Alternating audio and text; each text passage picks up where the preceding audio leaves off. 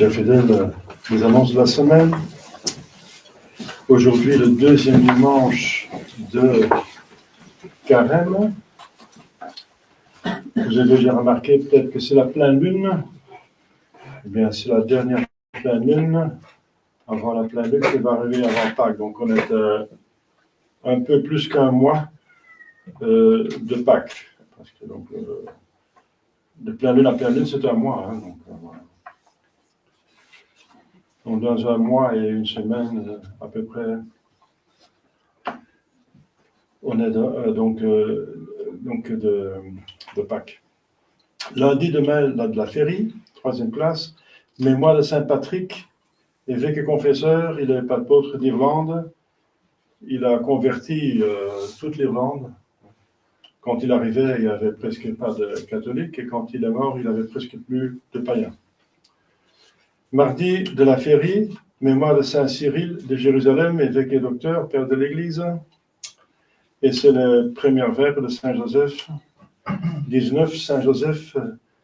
Donc, ça, c'est une fête de première classe, donc la priorité sur la Férie du Carême. Époux de la Sainte Vierge Marie et patron de l'Église. Donc, c'est une fête qui tombe en plein Carême. Ça peut arriver. C'est très bien pour Saint Joseph, pour nous. C'est le mois de Saint Joseph en plus. Donc, il est patron de la Belgique, du Canada, du Mexique et, comme je viens de dire, de l'Église. Hein. Donc, il est patron de beaucoup de choses.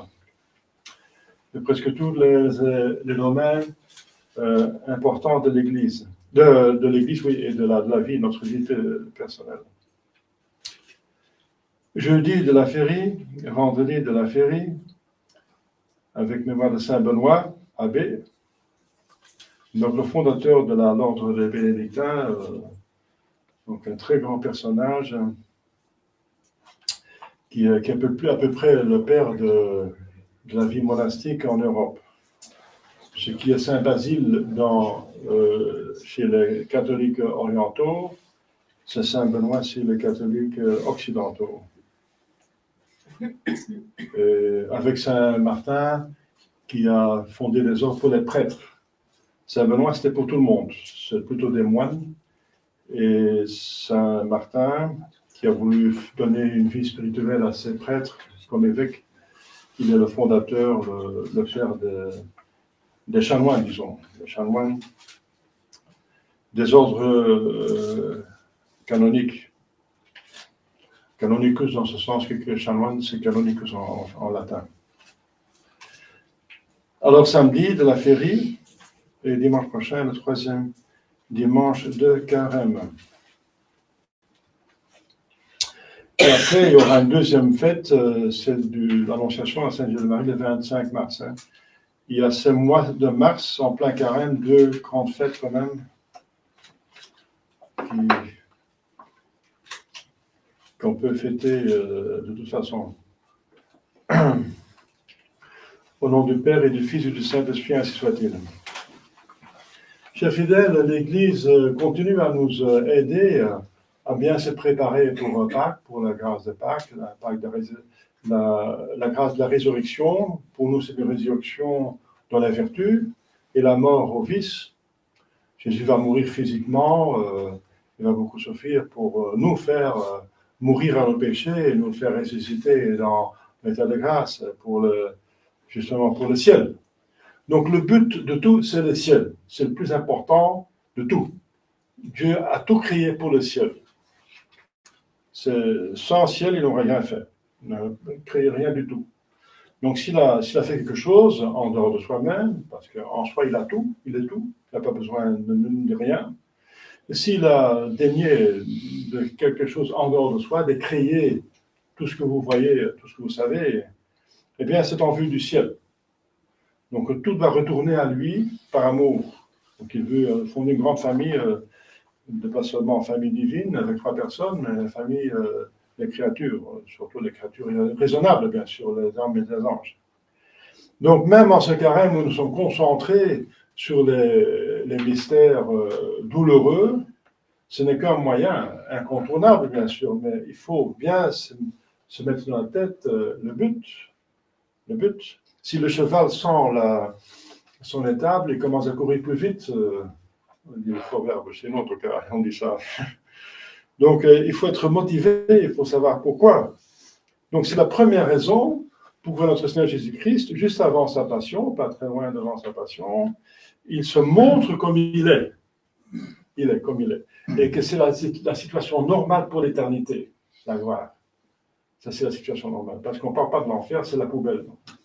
La situation normale, ce n'est pas ici, c'est passager. Comme vous savez, les cimetières sont pleins.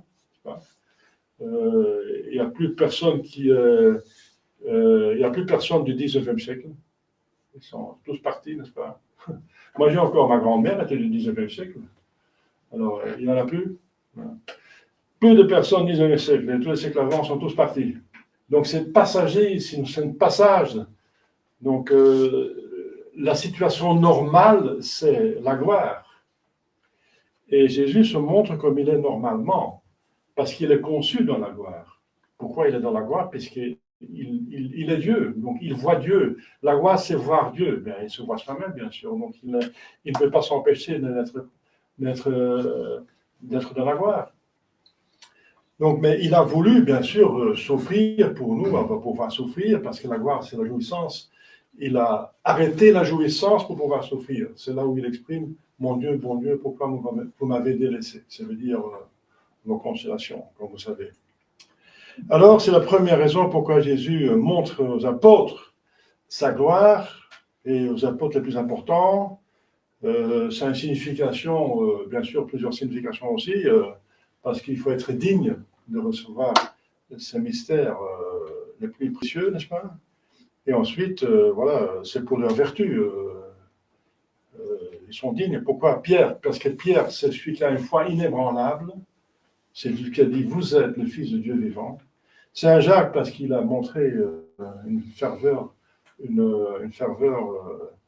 d'amour de Dieu. C'est le premier qui est mort, martyr, Saint Jacques le Majeur. Martyr, et donc il est l'exemple de la persévérance, de l'endurance, de la patience dans les épreuves. Ce qui est important aussi pour mériter le ciel.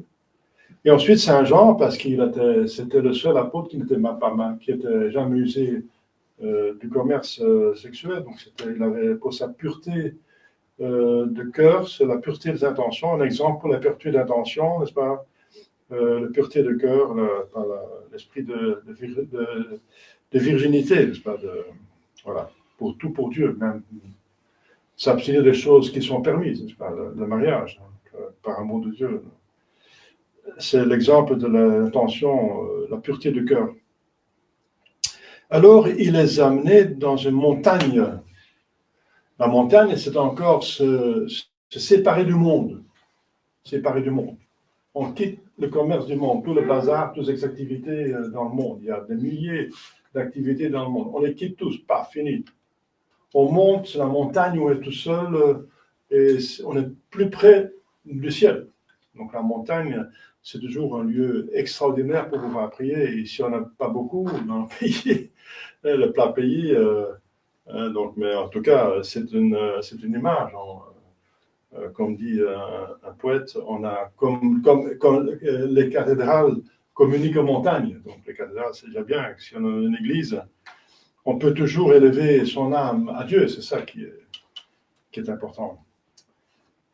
Mais quoi qu'en Suisse, dans la montagne, on peut bien prier, hein, ça c'est sûr, ça aide à prier. Mais c'est aussi la nature, si on se promène dans la nature, on peut bien prier, si on voit tout ce qui est à Dieu.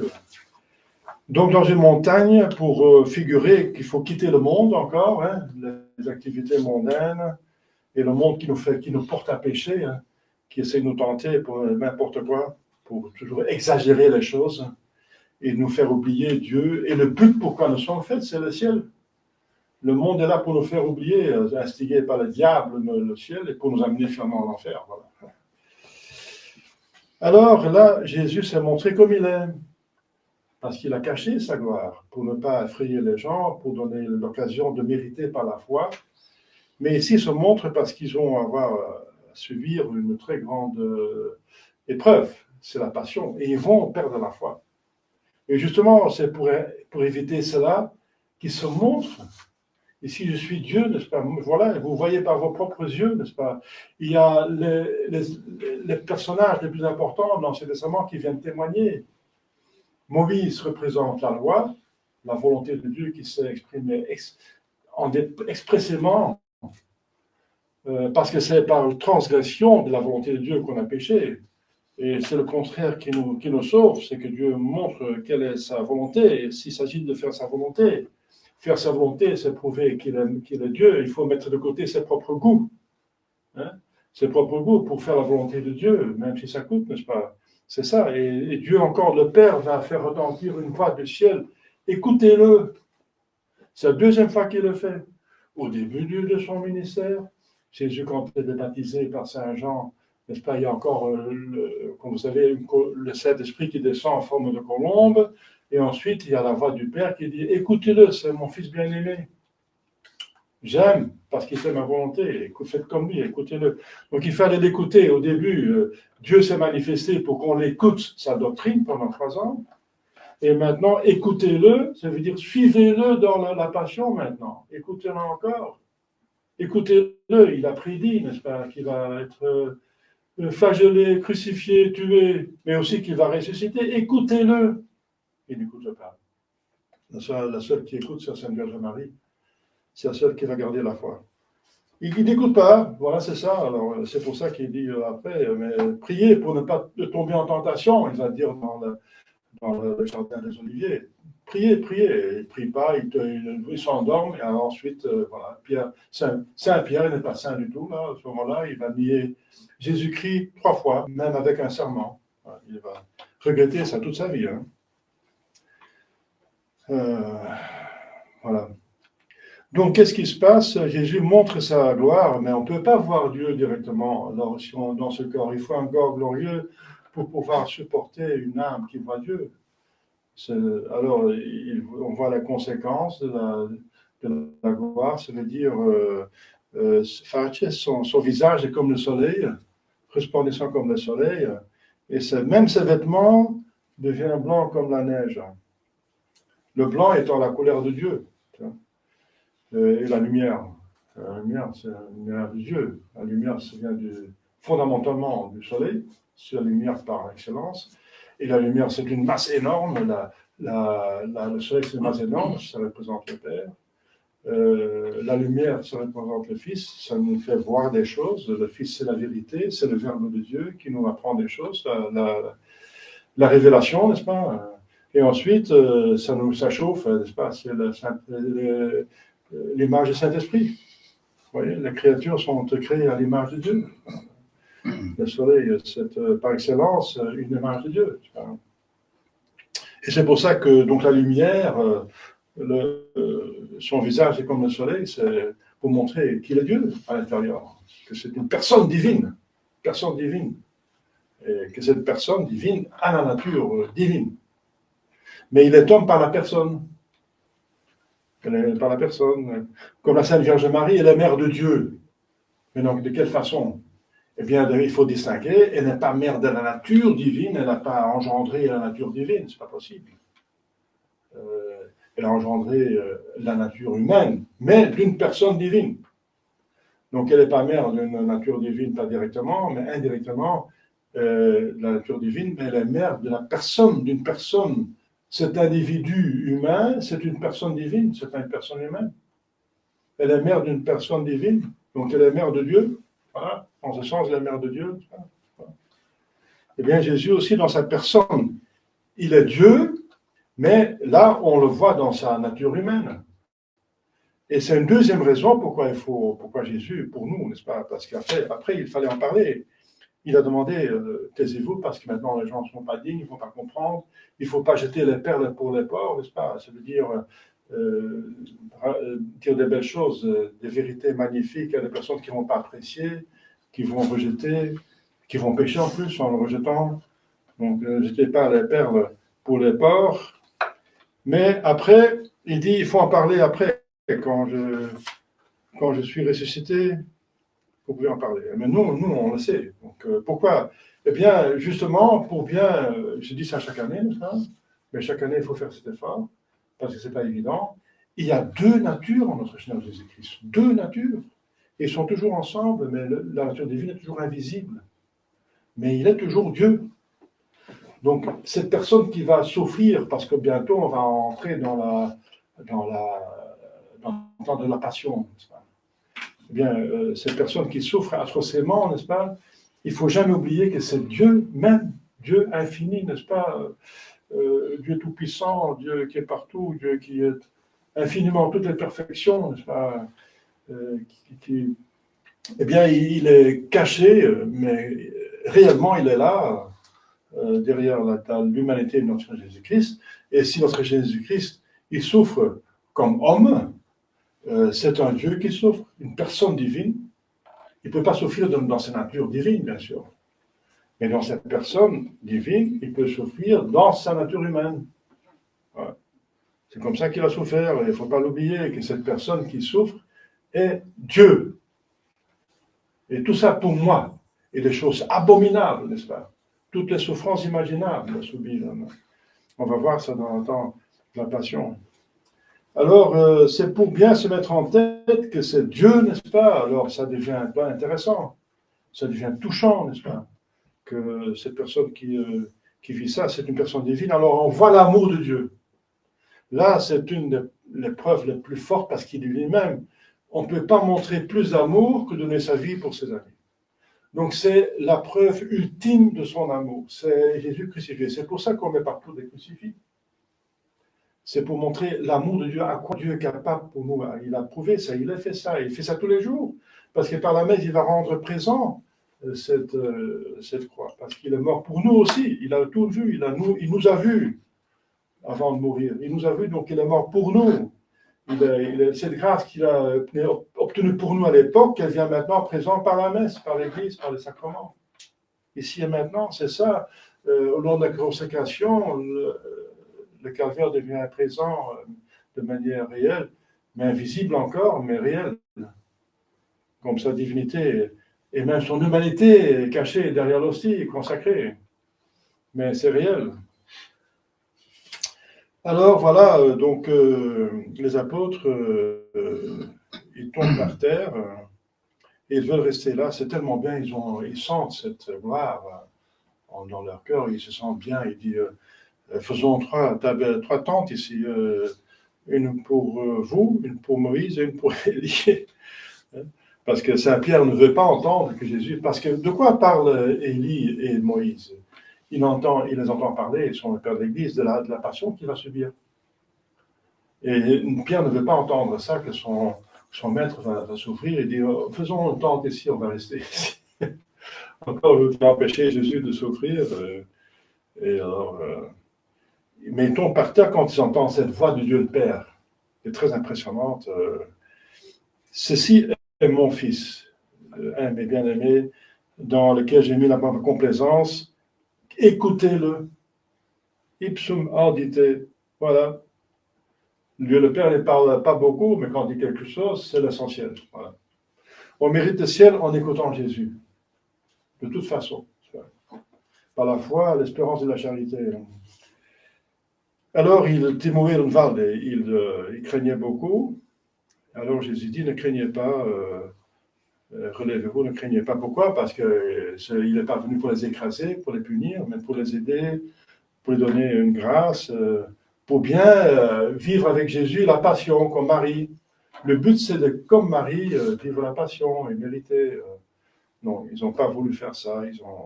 Ils ont fait à leur tête. Ils savaient mieux que Jésus. Voilà. Pas besoin de prier trop. On l'écoute, mais on ne l'écoute pas, évidemment. Bien, ils vont payer ça cher, et surtout Judas va payer ça très cher. Les autres aussi, parce qu'ils ont tous trahi Jésus, l'abandonné en tout cas. Alors, chers fidèles, pour nous, c'est important pour voir le but de cette vie, c'est la gloire. N'oubliez jamais que c'est la gloire. Mais le moyen incontournable, c'est la croix. C'est pour ça que nous sommes ici avant Pâques, qui donne la gloire.